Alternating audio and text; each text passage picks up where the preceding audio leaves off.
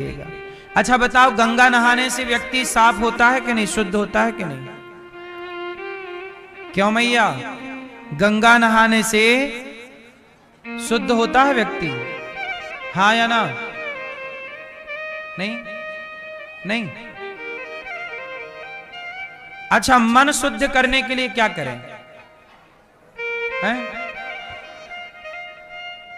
मन की शुद्धि कैसे हो? तन की शुद्धि तो गंगा नहाए से हो जाए। मन की शुद्धि सत्संग करना चाहिए। कहते हैं ना, हाँ, गंगा में जाकर वंदे तन की तू मैल धोता, गंगा में जाकर वंदे तन की तू मैल धोता, जो मन की मैल न धोई, जो मन की मैल न धोई, गंगा गया तो क्या हुआ, तन को धोया मगर मन को धोया नहीं, बाद गंगा नहाने से क्या फायदा, तन को धोया मगर मन को धोया नहीं, बाद गंगा नहाने से क्या फायदा।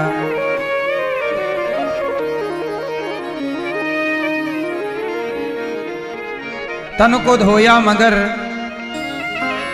मन को धोया नहीं, तो बाद में गंगा नहाए तो क्या।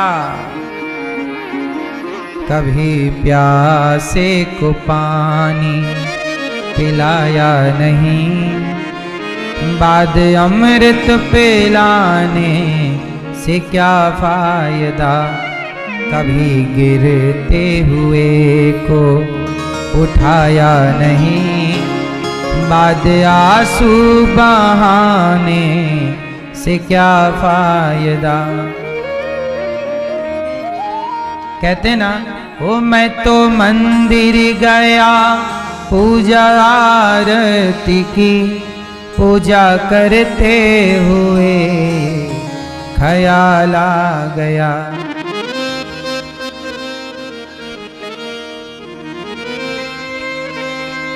मैं तो मंदिर गया पूजा आरती की, पूजा करते हुए ख्याल आ गया, कभी माँ बाप की सेवा की ही नहीं, कभी माँ बाप की सेवा की ही नहीं, सिर्फ पूजा के करने से क्या फायदा,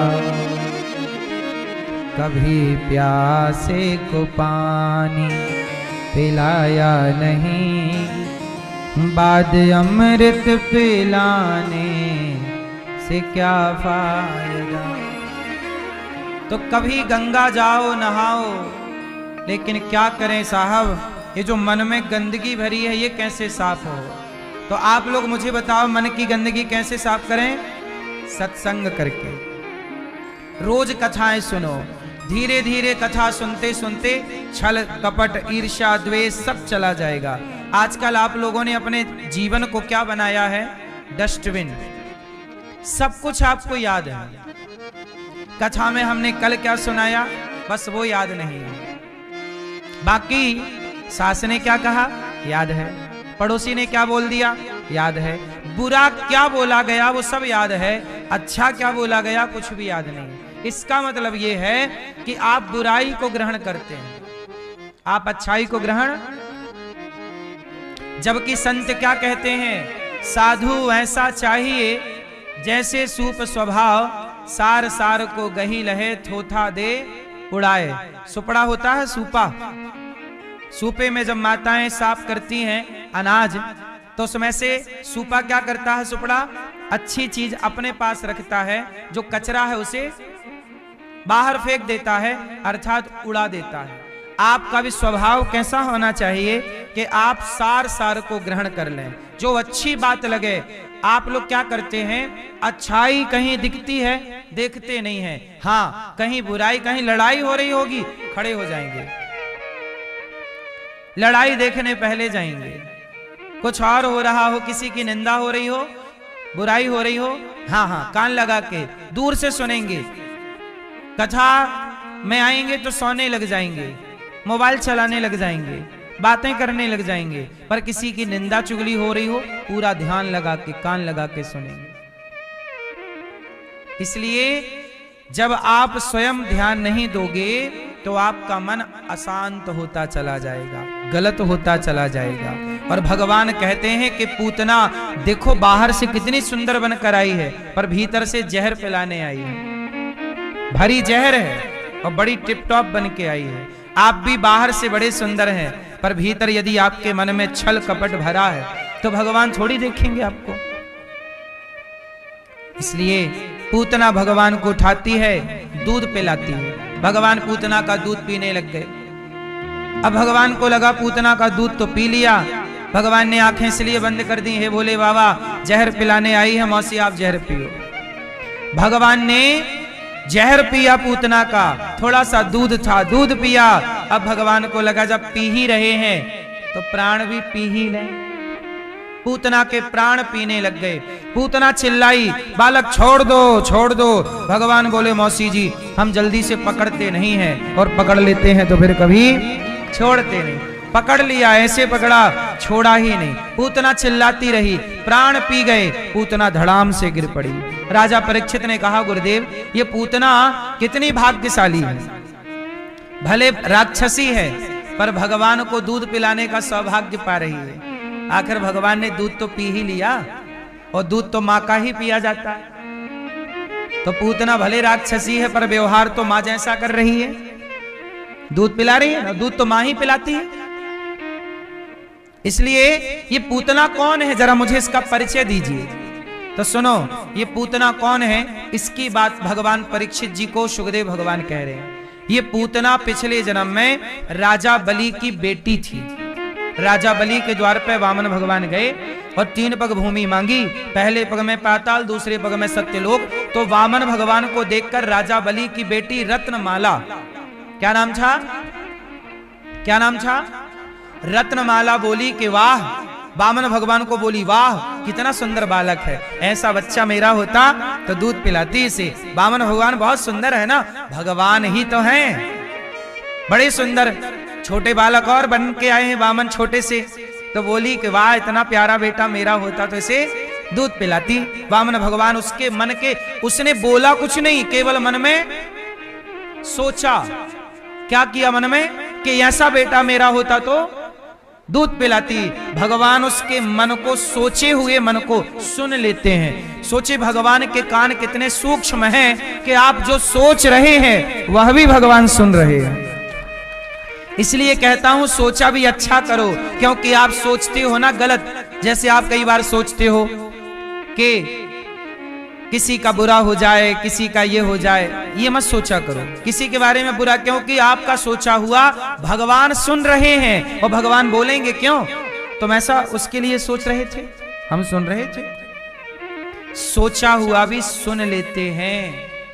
पूतना रत्नमाला थी, सोचा कि दूध पिलाऊं, भगवान ने मन से आशीर्वाद दे दिया, जाओ रत्नमाला तुमने मुझे दूध पिलाने का भाव रखा है, मां होना चाहती हो, जाओ अगली बार हम तुम्हारा दूध पिएंगे, तुम्हें मां का दर्जा देंगे। और जब 3 पग भूमि में, पहले पग में पाताल, दूसरे पग में सत्यलोक, वामन भगवान ने राजा बलि के माथे पर तीसरा पांव रखा। रत्नमाला बोली हे भगवान ये 52, ये छोटा बालक तो बड़ा कैसा है, छल लिया मेरे बाप को, मेरे पिता को। ऐसा बेटा छलिया मेरा होता तो मैं जहर पिला के मार देती। देखो पहले क्या भाव बना पूतना का कि दूध पिलाती, और बाद में क्या भाव बन गया कि मैं जहर पिला के मार देती। तो भगवान बोले तथास्तु। तो दूध पिलाने का भाव बना तो थोड़ा सा दूध पिया, जहर पिलाने का भाव बना तो जहर भी पिया। एक ही समय पर 2 वरदानों को पूरा करके, और पूतना वही रत्नमाला इस जन्म में पूतना बनी और आज दूध जहर पिला करके पिछले जन्म के वरदान को भगवान ने परिपूर्ण कर दिया। और चूंकि मां बन गई ना ये, इसलिए उद्धार कर दिया। पूतना मौसी कंस का कर चुका के नंद बाबा लौटे तो रास्ते में देखे कि पूतना मौसी मरी पड़ी, विशाल लंबी चौड़ी पूतना। अब सब बोले कि भैया हम सब मर जाएंगे, इसका शरीर सड़ेगा, बदबू फैलेगी, सब बीमारी होगी, एक काम करो इसे जलाओ। तो चिता लगाई, बहुत सारी चिताएं, एक चिता में थोड़ी जली, हजारों चिताएं जलाई और उसके शरीर को कुल्हाड़ी से काट काट के पूतना के एक एक उंगली में एक एक चिता चली गई। इतनी बड़ी उंगली पूतना की, पांव की, अब बड़ी थी ना विशाल, पांव इतना बड़ा, अब पांव के 100 टुकड़े किए, 100 चिता बनाई। फिर हाथ, उसका सिर तो भैया कैसे जलाया राम जाने।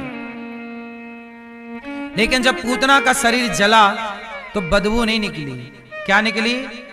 सुगंधी।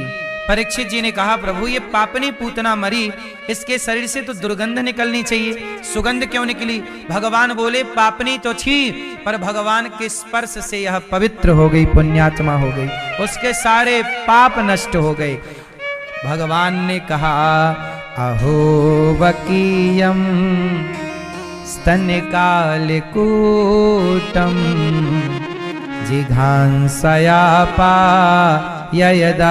यदाप्यसाध्वी लेभे गतिं धात्र्युचितां ततोऽन्यं कम्बा दयालुं शरणं व्रजेन। अहो वकीयम स्तनकालकूटम, पूतना मारने आई, और मारने आई पूतना को भगवान इतने दयावान दयालु कि जहर पिलाने वाली पूतना को भी तार देते हैं। और गति कौन सी? जो गति यशोदा माँ कौशल्या माँ के लिए निश्चित है, वही गति भगवान पूतना को देते हैं। ऐसे दयालु जहर पिलाने वाली को तार देते हैं, तो आरती उतारने वाले को कौन सी गति देते होंगे? भगवान बड़े दयालु हैं। भगवान ये नहीं देखते कि तुम्हारी गलती, तुम्हारा अपराध क्या है, भगवान ये देखते हैं कि तुम्हारा गुण क्या है।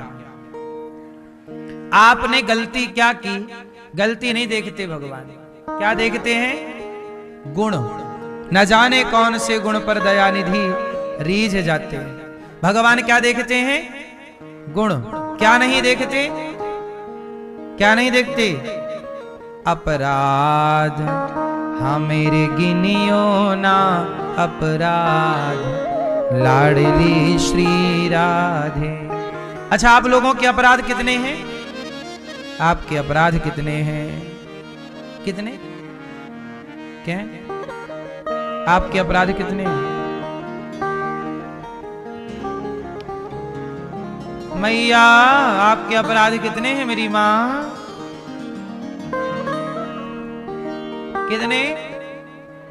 10। पीछे वाली मैया आपके अपराध कितने हैं? कितने? करोड़ों। हे राधा रानी, हे श्याम सुंदर, हमने इतनी गलतियां की हैं, इतना अपराध किया कि हम बता नहीं सकते, गिना नहीं सकते। शायद धरती में धूल कण कितने हैं, धूल के कण कितने हैं, ये गिने जा सकते हैं। हमारे अपराध कितने हैं, ये गिने भी नहीं जा सकते।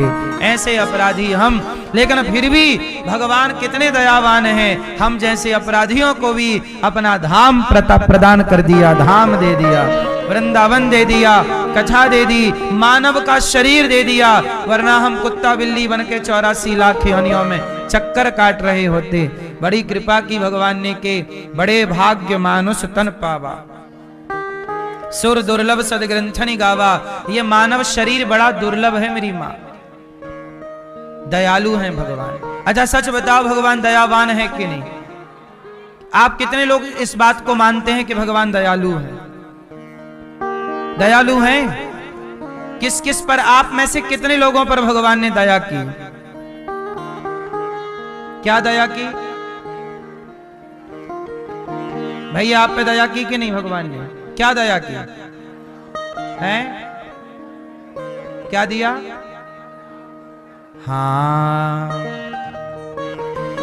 मुझे वृंदावन बुलाया, ये दया नहीं तो क्या है।